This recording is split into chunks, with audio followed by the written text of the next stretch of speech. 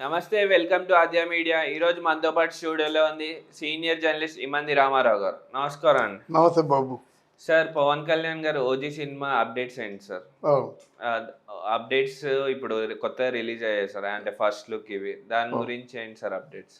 ఇది పవన్ కళ్యాణ్ అంటే మరి చెప్పేదేముందండి. పవన్ కళ్యాణ్ రేంజ్‌లోనే ఉంటుంది ప్రతి ఒక్కటి కూడా.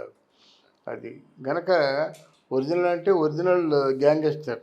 ఓకే. అంటే గ్యాంగ్‌స్టర్ అంటే ఒక దుర్మార్గుడుగానో ఇంకేదో కాదు. గ్యాంగ్‌స్టర్ అంటే ఒక సమూహాన్ని నడిపించేవాడు ఒక గ్యాంగ్‌ని నడిపించేవాడు గ్యాంగ్‌స్టర్ అన్నమాట. ఆ గ్యాంగ్‌కి చెడ్డది అవ్వాల్సిన అవసరం లేదు. అంటే నవ చైతన్యానికి నాంది పలికే ఒక సమూహం. అది కావచ్చు. బహుశా ఎట్లాంటి సినిమాలైతేనే పవన్ కళ్యాణ్‌కి ఇప్పుడు ఉపయోగపడతాయన్నమాట. డైరెక్టర్ ఎవరు? డైరెక్టర్ సుజిత్. అంటే 'సాహో' సినిమా డైరెక్ట్ చేశారు కదా! ఇప్పుడు సినిమాలు మామూలుగా ఏమాత్రం స్లోగా ఉన్న ఆడటం లేదండి. ఇప్పుడు సుజిత్ లాంటి కుర్రాళ్ళు దూసుకుపోవాలన్నమాట అంతే. అంతేగాని ఇప్పుడు పాత సినిమా పద్ధతుల్లోనూ స్లోగా సినిమా నడిచిందంటే ఎవరు చూడటం లేదు. జనరేషన్‌లో మార్పు వచ్చింది. అభిరుచుల్లో మార్పు వచ్చింది. కానీ పాత వాళ్ళకి తగ్గట్టుగా ఇప్పుడు సినిమాలు తీయకూడదు కూడా.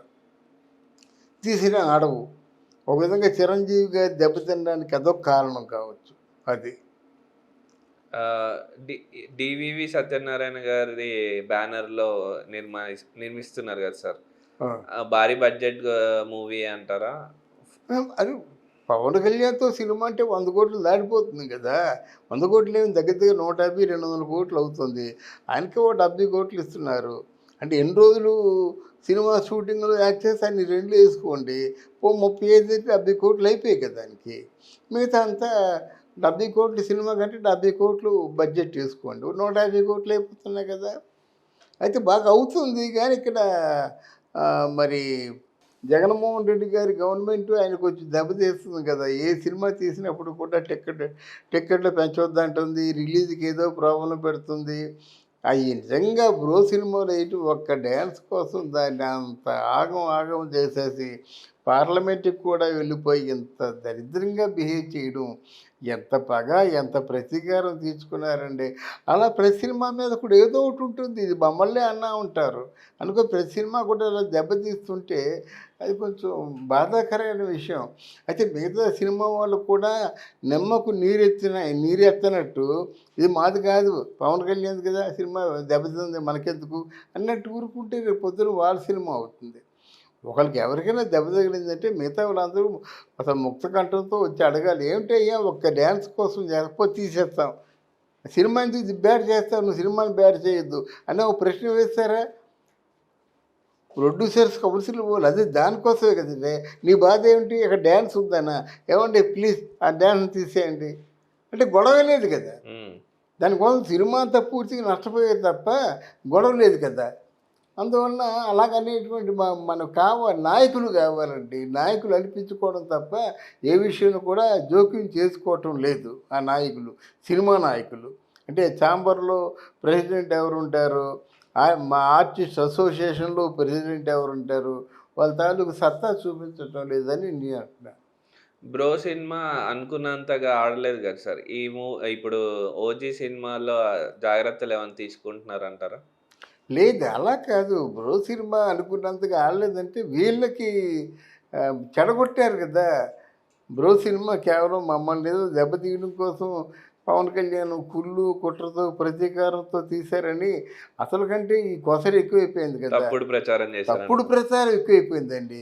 ఎవరి మీదైనా తప్పుడు ప్రచారం చాలా డేంజర్ కదా! ఇప్పుడు వైఎస్ఆర్ పార్టీ తాలూకు ప్రధాన విధానమే అది. మనిషి మీద తప్పుడు ప్రచారం చేసేయాలంతే.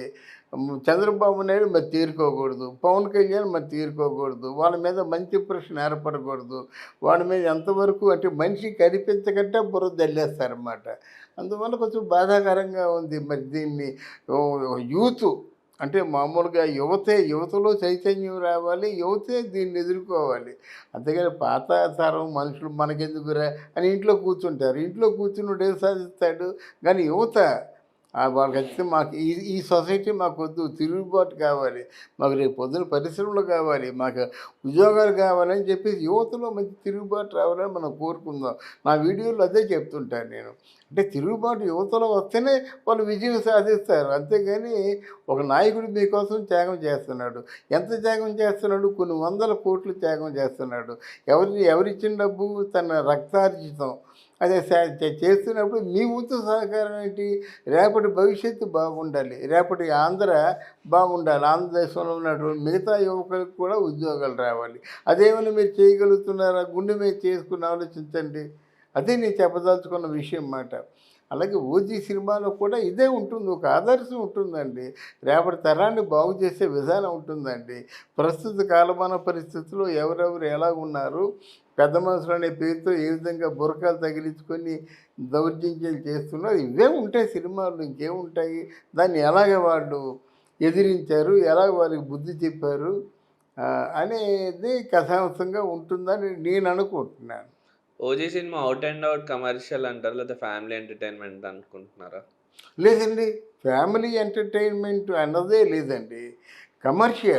కమర్షియల్లో కొంచెం సొసైటీలో కొంచెం మెసేజ్ రిహాబిలిటేషన్ అంటే సమాజ సంస్కరణ ఉంటుందండి.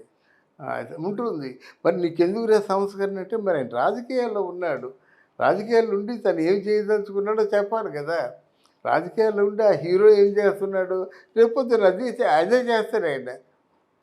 అందువల్ల డెఫినెట్గా మన పవన్ కళ్యాణ్ ఏం చెప్పదలుచుకున్నాడో అది ఆ సినిమాలో ఉంటుంది. సుజిత్ డైరెక్షన్లో వచ్చిన సాహో కూడా మరి బ్లాక్ బస్టర్, మరి అంటే బాలీవుడ్లో హిట్ అయింది కానీ మన తెలుగులో అంత ఆడలేదు కదా సార్. అవునవును. ఇప్పుడు ఈయన ఓజీని ఏం చేస్తారు అంటే ఎలా తీస్తారని చూడొచ్చు. ఇప్పుడు పవన్ కళ్యాణ్ ప్రపంచం అంతా ఆడొచ్చండి ఆయన సినిమా. ఎందుకంటే ప్రపంచం అంతా ఆయన అభిమానులు ఉన్నారు. వీళ్ళ అంటే వ్యతిరేకంగా ప్రచారం చేస్తున్న కొద్దీ అభిమానులు పెరిగిపోయారు అన్నమాట. ఇప్పుడు వారాన్ని జరగనివ్వమన్నారు.